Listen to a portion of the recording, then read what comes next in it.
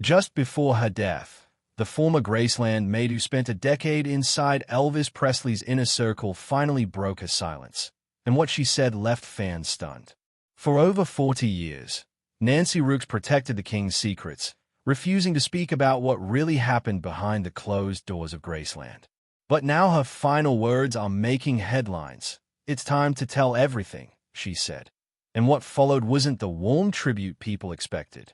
Before her death, the former Graceland maid finally revealed the truth about Elvis, and it's not good. What did she see? And why did she stay silent for so long? Life inside Graceland was unlike anything the world imagined. Before the world saw Elvis Presley as a legend, Nancy Rooks saw him as a man, not under flashing lights or in sold-out arenas, but in slippers, yawning in the kitchen, asking if there was any bacon left. Hired in 1967 as a maid and cook, her role quickly expanded into something far more personal.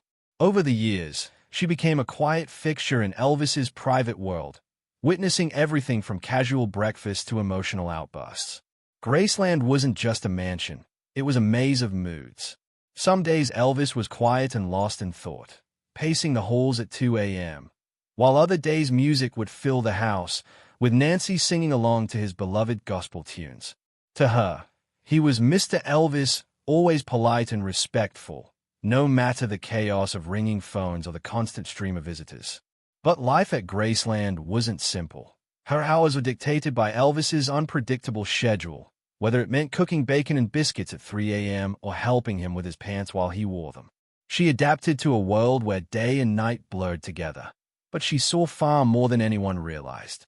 Even in her affectionate memoir Inside Graceland, Elvis's maid remembers, she kept certain things back out of loyalty, dropping only small glimpses of the man behind the myth. She remembered his obsession with cleanliness, his love of hard-fried bacon and perfectly scrambled eggs, and his searching eyes, even when exhausted.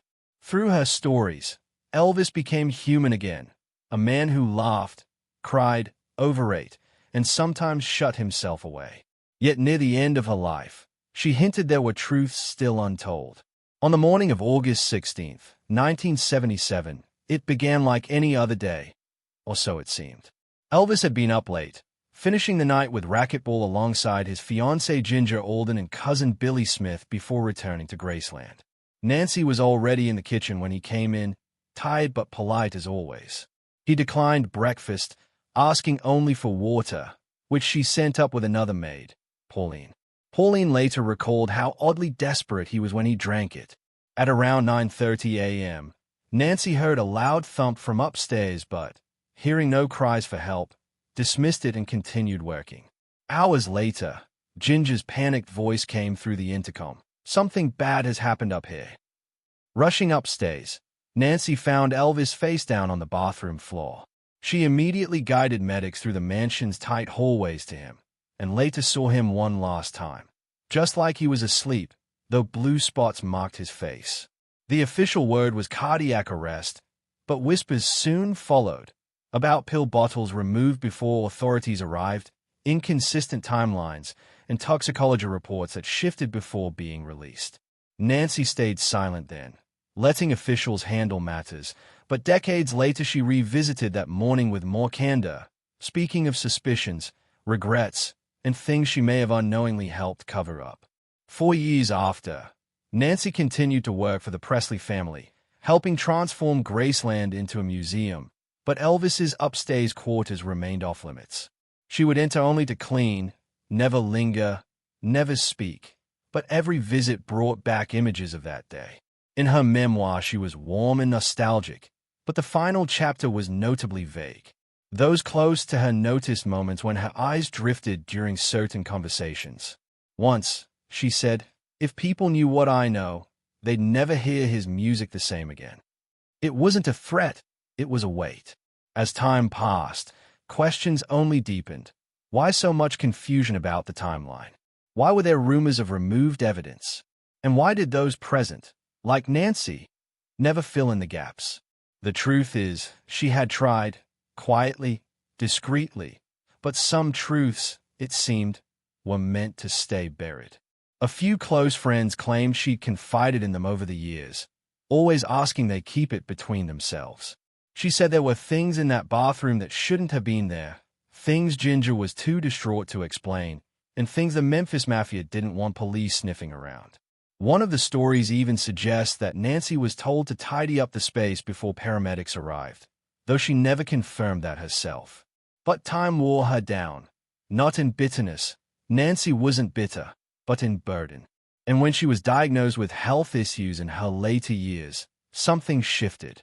In one interview just a year before her passing, she said, "I did my duty for the family, but I think someday before I go the truth needs to be told." It wasn't a threat. It was a release. People always assumed Nancy told everything in her memoir. But what if the most important part was the one she left out? What if she saw more that morning than she ever admitted? What if her silence wasn't just loyalty but guilt? Because decades after Elvis's death, Nancy's final words began to take on a new tone. Not one of fond reflection, but of urgency. She'd spent her life honoring the man she worked for. But in the end, she hinted that protecting his legacy may have meant hiding part of the truth, and that she was no longer sure that was the right thing to do. Shortly before her death in 2022, Nancy Rooks made a quiet but startling admission. She didn't shout it from the rooftops or issue a press release. That wasn't her style. But those who really knew her say that in her final months something changed. She grew more reflective, more direct. And then one day she said the words no one ever expected from the woman who had kept Elvis's secrets for over 4 decades. "It's time to tell everything." At first, the people around her didn't know what she meant, but it became clear she was finally ready to unburden herself. Not for attention, not for drama, but for peace. Nancy had always defended Elvis publicly, sharing the sweet stories, the charming memories, the personal routines that made fans feel closer to him. But what she hadn't shared, what she had locked away, was what she suspected really happened in those final days. According to one friend, Nancy confided that Elvis had not been well in the weeks leading up to his death, far beyond what the public had been led to believe. He was struggling. She reportedly said he was tired of the medicine, tired of pretending. She went further, claiming that some of the medications Elvis was taking weren't even prescribed for him, or were being passed around by those close to him without proper oversight. She said she saw new bottles in the trash almost every day that summer, and even mentioned that on more than one occasion Elvis had fallen asleep in odd places, mid-conversation, mid-meal, even mid-sentence. At the time, she thought it was exhaustion. Now she feared it was something much more serious. Nancy also opened up about something she'd never discussed in public. What happened just after Elvis was found on the bathroom floor. When Ginger Alden called downstairs sobbing and said something bad had happened, Nancy rushed up as always. She saw Elvis's body face down, unresponsive, and froze. Then instinct kicked in. She ran back down to alert the Memphis Mafia. But before the ambulance arrived, someone, Nancy never said who, told her to clean up just a little. At the time, she didn't question it. She wiped the counter, moved a towel, straightened a few things. It felt harmless. But later, when the media storm began and questions about pills and timelines arose, she realized what she might have done. "I didn't know what I was covering up," she reportedly said. "I just did what I was told." These moments, the water he drank too fast, the thump she heard that morning, the brief effort to tidy the scene, haunted her. For years, she convinced herself it didn't mean anything. But in her final months, she wasn't so sure anymore. And that's when she told someone the thing she never said out loud in her book, the thing that now reframes everything. Elvis didn't just die. He faded, and no one stopped it. That line stuck. And it's why, in the final days of her life, those closest to her say Nancy seemed burdened, not by what she had done, but by what she hadn't said. By staying silent, had she helped protect Elvis? Or had she helped protect the people who let him slip away? When word began to spread that Nancy Rooks had left behind more than just a cookbook and a few warm memories, the reaction wasn't immediate. It crept in quietly, like the way she'd always moved through Graceland, present, observant, but never loud. But once people realized what she had said, or at least implied, the shock began to ripple. Fans were divided. Some refused to believe it. To them, Nancy's memoir was gospel, simple, loyal, uncontroversial, a final tribute to a man they believed in. But now, that same loyal housekeeper was being quoted as saying Elvis didn't just collapse, he faded, and wise, that she might have unwittingly contributed to a cleanup that softened the scene for authorities. The idea that anyone close to Elvis had tampered with evidence, even unintentionally, opened old wounds. The official cause of death had always left room for doubt. A sudden heart attack, yes, but the cocktail of medications in his system, the delayed ambulance call, the lack of a full unredacted toxicology report, all of it returned to the surface with renewed fury. Online forums lit up with speculation. Longtime Elvis researchers and biographers scrambled to reassess the timeline. Had Nancy really been told to clean something up? What exactly had she seen that morning? Why hadn't she come forward sooner? And who, if anyone, had warned her not to? Others, however, praised her.